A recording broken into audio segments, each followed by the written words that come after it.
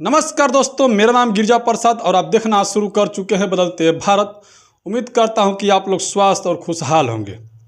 इस वक्त की बड़ी खबर बता रहा हूं कि उत्तर प्रदेश के नगीना लोकसभा सीट के चंद्रशेखर रावण जी पे बहुत बड़ा आरोप लगा रही हैं। पिछले कई दिनों से यह वीडियो सोशल मीडिया पे चल रहा है और उनके ऊपर आरोप लग रहा है। चंद्रशेखर रावण बहुजनों का, एक तरफ से कहूँ तो खास करके दलितों का लीडर माने जा रहे, दलितों का मसीहा माने जा रहे चंद्रशेखर रावण पे रोहिणी घावरी लगा रही है बहुत बड़ा आरोप। पहले अपने छोटे छोटे सोशल मीडिया का सहारा लिया, अब मेन स्ट्रीम मीडिया का वो सहारा ले रही है। कितना सच्चाई है इसमें, उसको जानने की कोशिश करेंगे। सुजीत सम्राट आज ने जो कहा वाकई में बहुत गंभीर बात है। जो बहुजन समाज पार्टी के हैं, नीली क्रांति के राष्ट्रीय अध्यक्ष हैं, वो बहुत बड़ी गंभीर बातें कही। मैं रोहिणी घावरी और चंद्रशेखर रावण के बीच की कुछ तस्वीरें भी दिखाऊंगा, उस पर कुछ बातें करूंगा। सर्टिफिकेट आप लोगों को देना है, क्यों कि जनता से बड़ा कोई जगह नहीं होती है जहां पर जिसका खुलासा होता है। जनता ही सर्वमान्य करती है और जनता ही शून्यमान करती है। तो आप लोग कमेंट कर जरूर बताइएगा। इससे पहले मैं अपना परिचय देता हूं। मेरा नाम गिरिजा प्रसाद और आप देखना शुरू कर चुके हैं बदलते भारत। उम्मीद करता हूं कि आप लोग स्वस्थ और खुशहाल होंगे। चलिए मुद्दे की बात। चंद्रशेखर रावण पर पिछले कई दिनों से लगातार शोषण का आरोप लगाती हुई नजर आ रही है डॉक्टर रोहिणी घावरी। वो रोहिणी घावरी जो कभी भीम आर्मी का यानी बड़े पोस्ट पर हुआ करती थी, यानी चंद्रशेखर रावण के बाद वो हुआ करती थी और चंद्रशेखर रावण से कई कई दिन तक बातें होती रहती थी उन्हें आकर के वीडियो कॉलिंग पर। फिर बीच में कुछ ऐसी बातें हुई जिसमें चंद्रशेखर रावण ने रोहिणी घावरी से कहा मैं अनमैरिड हूँ, यानी मैं शादीशुदा नहीं हूँ। हालांकि किसी को भी नहीं पता, शायद उनके समर्थक को भी नहीं पता था कि चंद्रशेखर रावण शादीशुदा हैं। फिर क्या, रोहिणी घावरी एक महिला है, किसी को भी पार्टनरशिप की ज़रूरत पड़ती है समय आने पर उम्र के हिसाब से। तो रोहिणी घावरी और चंद्रशेखर रावण के बीच में धीरे धीरे मीठी मीठी बातें होते होते लव तक पहुंच गई, यानी कि प्यार मोहब्बत तक पहुंच गई।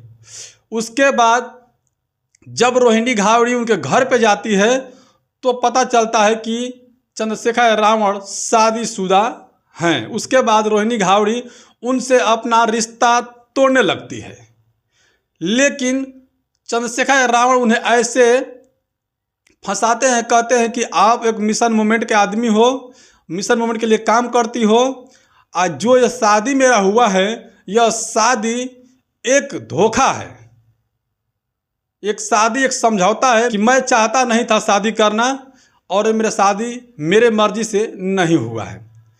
फिर रोहिणी घावरी को मनाने में वो कामयाब हो जाते हैं और वो बात करने लगते हैं और फिर मिशन मूवमेंट में दोनों का दोनों लग जाते हैं, जोरों शोर से काम करते हैं। लेकिन उसी बीच वह जाती है विदेश में अपनी PhD की पढ़ाई करने के लिए। उसके बाद कई सारे सोशल मीडिया पे निकलने लगती है बातें, जो कि शादी को लेकर के बात हुई, फिर शादी प्यार मोहब्बत की बात हुई। लेकिन कहीं ना कहीं जब दिल्ली एयरपोर्ट में मिलने के लिए आते थे तो बता रही है कि 2-2 घंटा 3-3 घंटा वो मुझसे इंतजार करते थे मिलने के लिए, यानी सर चढ़कर प्यार भी बोल रहा था। लेकिन एक वाल्मीकि समाज के एक दलित लड़की के साथ धोखा देने वाले चंद्रशेखर रावण जब मेरे साथ ऐसे कर सकते हैं तो समाज के साथ कैसे सोचोगे। उन्होंने ये भी आरोप लगाया कि अगर ये 2024 का चुनाव था लोकसभा सांसद का, अगर वो जीते नहीं तो मेरे साथ जा कर के जर्मनी सटल हो जाते। उन्होंने ये आरोप भी लगाया कि वो उनको हारना पसंद नहीं है, अगर वो हारना पसंद है, अगर यदि हार जाते तो वो मेरे साथ जा कर के सटल हो जाते जर्मनी में। लेकिन वो हारे नहीं, जीत गए। फिर जब मेरी बात होने लगी तो उस बात से मेरा मोबाइल बंद कर दिया, मतलब ब्लैक लिस्ट में डाल दिया। मैं कई वो फ़ोन से बात करती हूँ तो बात नहीं होता है।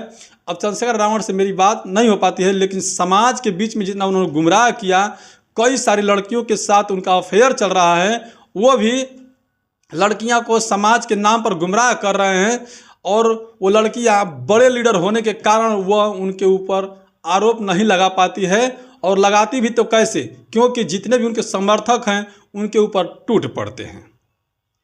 तो क्या उनके समर्थक इतना अंधभक्त हो चुके हैं कि किसी की सही और गलत की पहचान नहीं कर रहे हैं, किसी अपनी ही बेटी बहन के बारे में सोच नहीं सकते हैं। वो बाबा साहब डॉक्टर बी.आर. अम्बेडकर जी का नाम लेते हैं और बाबा साहब डॉक्टर बी.आर. अम्बेडकर जी के नाम लेकर के लड़कियों पर शोषण करते हैं। लेकिन बाबा साहब ने महिलाओं को जितना सम्मान दिया, लड़कियों को जितना सम्मान दिया, वो किसी ने नहीं दिया। ये रोहिणी घावड़ी कह रही है।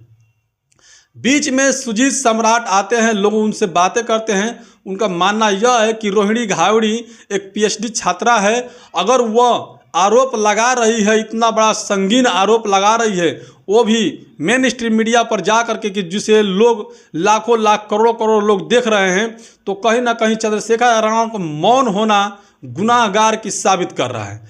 अगर चंद्रशेखर रावण मौन नहीं होते हैं तो यह साबित होता है कि वह गुनहगार हैं। अगर मौन नहीं हो तो वो आके अपना सफाई जरूर देना चाहिए। तो क्या लोगों के हर लोगों की जवाब देना ये सही है, इतने बड़े लीडर को उचित है, ये भी आप लोग बताइएगा। क्योंकि जब बड़े लीडर हो जाते हैं तो कहीं ना कहीं बदनाम करने की कोशिश भी की जाती है लोगों द्वारा। अब थोड़ी सी मैं रोहिणी घावड़ी पे जो थोड़ा सा मैं फोकस कर रहा हूँ कि रोहिणी घावड़ी का तस्वीर मनोज तिवारी के साथ भी शेयर हो रही है, स्मृति ईरानी के साथ शेयर हो रही है, ऐसे तमाम बीजेपी नेताओं के साथ जो है कि रोहिणी घावड़ी का तस्वीरें शेयर हो रही है, जिसको लेकर काफ़ी लोग यह सर्च कर रहे हैं, कह रहे हैं कि यह रोहिणी घावड़ी बीजेपी का एजेंट के तौर पे काम कर रही है, चंद्रशेखर रावण के नाम को खराब करने की काम कर रही है, उसे बदनाम करने की कोशिश कर रही है ताकि दलित का उभरता हुआ नेता को डैमेज किया जा सके। अब समर्थक भी ये बातें कहने लगे क्योंकि जो तस्वीरें वायरल होने लगी हैं, उनका ये भी सफाई दे रही है कि ये तस्वीर, जैसे कि हम लोग विदेश में जाते हैं या फिर कहीं और जाते हैं कि आप प्रोग्राम में जाते हैं, तो उसके लिए हम लोगों को कहीं ना कहीं जिस सरकार आती है उससे हेल्प लेना पड़ता है, तो वहाँ से वो तस्वीरें निकल कर आती हैं। लेकिन जो सुजीत सम्राट ने कहा कि महिलाओं को सम्मान देने की बात करते हैं चंद्रशेखर रावण, तो महिलाओं के साथ ऐसा घिनौना अपराध क्यों करते हैं? ये मैं नहीं कह रही हूँ, रोहिणी घावड़ी कह रही है। सुजीत सम्राट ने कहा अगर रोहिणी घावड़ी जितना आरोप लगा रही है तो चंद्रशेखर रावण को आकर के बयान देना चाहिए, क्योंकि इज्जत से बड़ा रुपया पैसा कुछ भी नहीं है। अगर आपका इज्जत और सम्मान बचा है तो आपका कैरियर बना हुआ है, आपका इज्जत नहीं बना है तो आपका इज्जत सम्मान और कैरियर सब खत्म हो जाएगा। तो अगर रोहिणी घावड़ी लगा रही है तो अपनी इज्जत के सम्मान को बचाने के लिए किसी भी टीवी चैनल के माध्यम से, क्योंकि वो ज़्यादा करके इंटरव्यू देते रहते हैं, तो उसी के माध्यम से वो अपनी बात को रखे ताकि लोगों को मालूम हो सके। रोहिणी घावड़ी एक साथ बता रही है कि 10-10 FIR मैं करूंगी, जिसके ऊपर कि उनका बचना मुश्किल हो जाएगा। तो रोहिणी घावड़ी की बात नहीं सुना रही है। कुछ लोगों ने बात की कि रोहिणी घावड़ी पुलिस का सहारा क्यों नहीं ले रही है, कोर्ट कचहरी का सहारा क्यों नहीं ले रही है। तो सुजीत सम्राट ने कहा कि वह कोर्ट का सहारा लेगी, पहले अपने बातों को रख दे। अगर यदि उस बात को स्वीकार कर ली जाए तो कोर्ट सहारा लेने की जरूरत नहीं पड़ेगी। लेकिन वो माने तो क्या उन्होंने कहा कि केवल हर बार जितनी भी बार हो तो लड़की ही अपनी सफाई दे, अगर लड़का क्यों नहीं।